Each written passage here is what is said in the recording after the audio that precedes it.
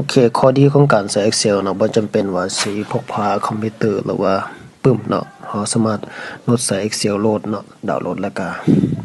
เข้าไปเนาะแล้วก็ทำการสร้าง Excel เนาะสร้างบันทึกไว้เนาะบ่จำเป็นว่าเสีย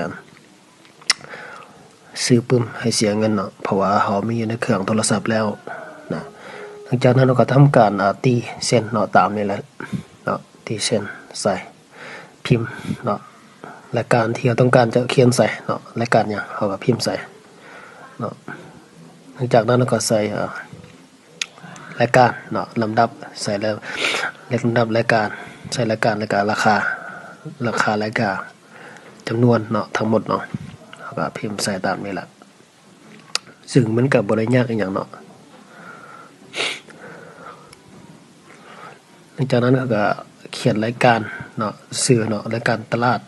ของวันที่เนาะเดือนปีที่เราจะไปซื้อเนาะระหว่างมื้อนี้วันที่16บอกเขียนไปเนาะแล้วหลังจากนั้นเราก็ทำการเนาะใส่เนาะ ตีถ้ามันเส้นแคบก็ขยายให้เส้นกว้างเนาะ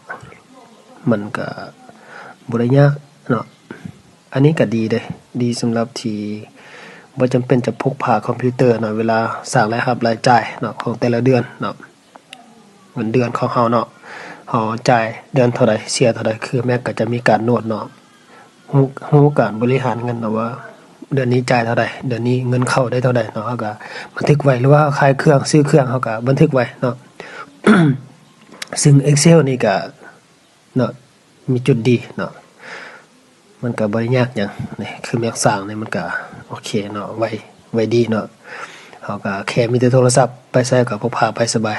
เนี่ยเฮาจะเปลี่ยนสีเฮาใส่เพิ่มสีใส่ก็ได้ ซึ่งว่า